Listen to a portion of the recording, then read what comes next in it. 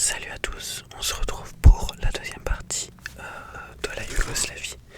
Et donc cette fois on se retrouve pour parler de la mise en place d'une justice internationale en Yougoslavie. Donc on est parti, on va utiliser un petit peu de noir et on va parler. J'aurais dû faire un truc plus grand. Donc la justice internationale. Et oui. National, voilà, bon, c'est pas très bien. Alors, en gros, ce qui va être créé, c'est le TPY, qui est le tribunal pénal international pour la Yougoslavie. Voilà, il se trouve que, en gros, juste après, en 95 et en 96, il y aura un TPIR qui sera créé, qui sera le tribunal pénal international pour le Rwanda. Donc après le génocide au Rwanda, tous ces deux tribunaux, en gros, ils s'inspirent très fortement. Enfin, c'est même pas à s'inspirer, ça s'inspire des procès de Nuremberg en gros. Et donc après la Yougoslavie, après le Rwanda, on se dit bon, ça fait quand même deux trucs qui arrivent assez vite et tout. On voit qu'on a besoin de cette justice pénale internationale. Et donc ce qu'on va faire, c'est qu'il y a eh bien, la CPI, la Cour pénale internationale, qui va être créée en 2002 à La Haye et qui va devenir un tribunal permanent qui juge d'ailleurs encore aujourd'hui des responsables yougoslaves et des responsables rwandais, mais aussi plein d'autres crimes. Voilà, bon, vous avez sûrement dû en entendre parler récemment parce que, enfin, il y a un an, puisque la CPI avait émis un mandat d'arrêt international contre Vladimir Poutine. Voilà. Donc,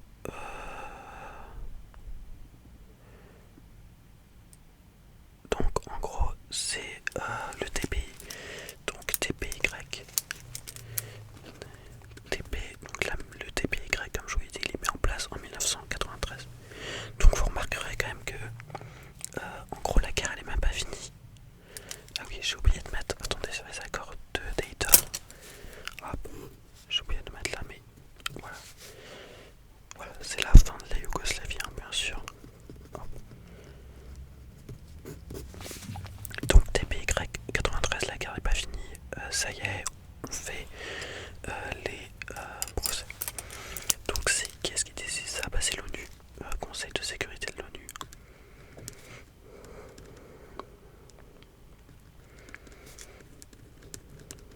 Qui le vote à l'unanimité.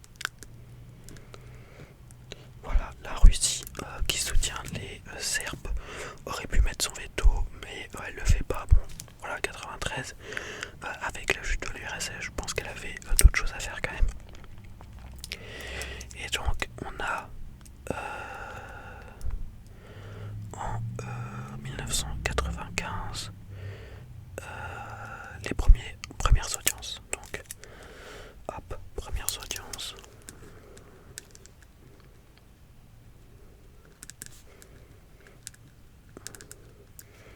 Donc voilà, avec la fin de la guerre.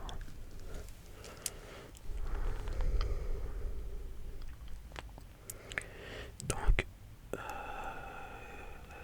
2001, c'est l'arrestation de Milosevic. Alors on va regarder qui c'est parce que c'est pas marqué dans le cours. Hop, Milosevic. Donc qui était, ah oui, l'ancien président de la République de Serbie. Oui, donc c'est lui quand même qui a ordonné la guerre. On va aller voir un petit peu.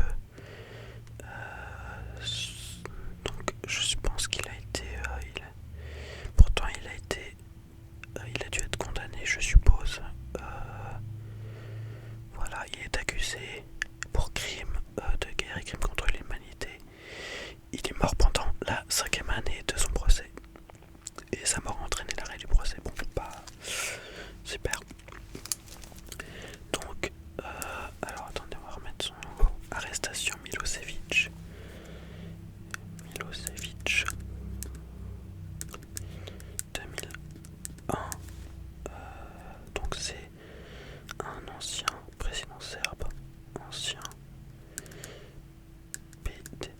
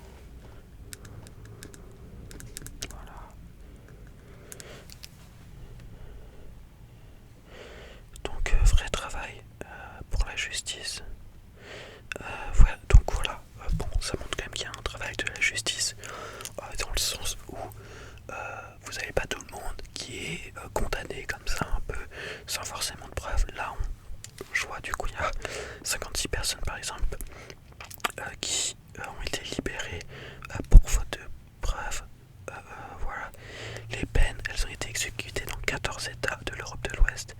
Et on retrouve 4 types de crimes: les génocides, les crimes contre l'humanité, les violations des lois ou coutumes de guerre et les infractions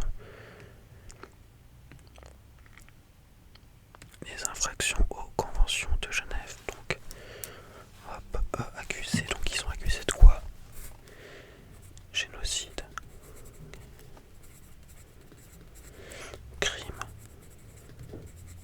humanité, violation, convention, Genève. C'est la même chose, voilà. Et donc, 56, bon, les 14 états, on s'en fout. 56, libéré faute de preuves.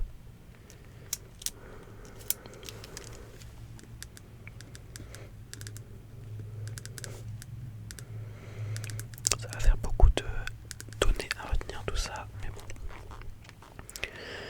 Ensuite, attendez que je regarde juste.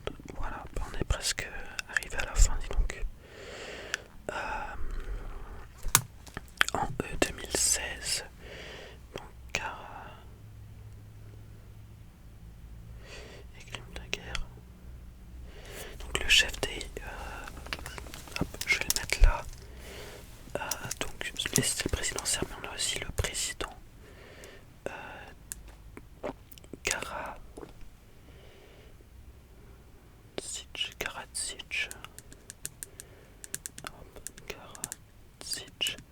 Donc qui était le chef des Serbes de Bosnie. Donc voilà, parce que les Serbes là qui s'allient, en gros ici dont j'ai parlé, voilà, les Serbes ici, il y a les Serbes de Bosnie et les Serbes de Croatie, voilà, qui s'allient en soi. Donc Serbe, Bosnie, 40 ans de prison.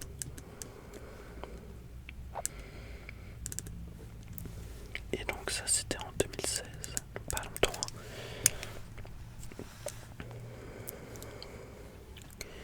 Donc en gros, voilà, donc pour que tous ces gens-là soient jugés, ça paraît évident, mais il faut les retrouver.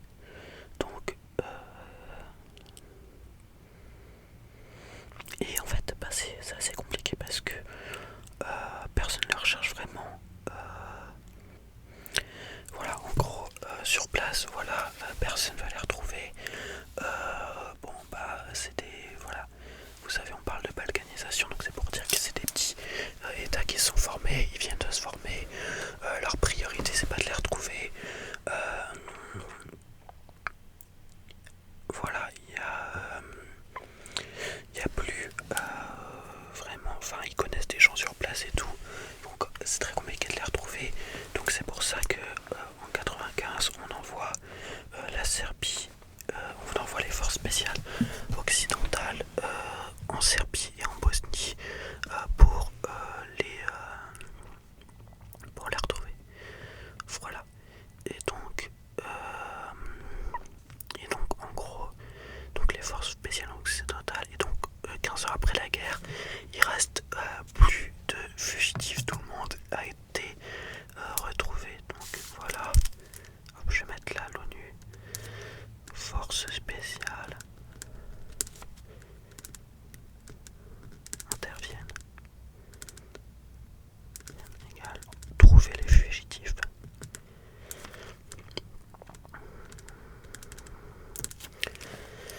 Alors on a parlé de la sale guerre juste ici, voilà, avec l'épuration ethnique.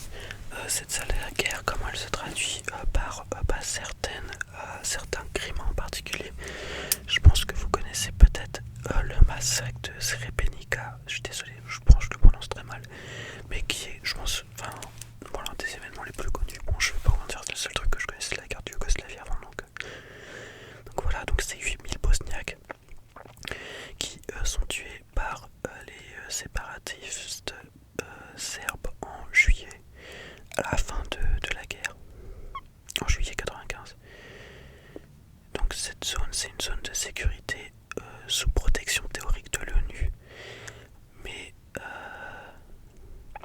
donc normalement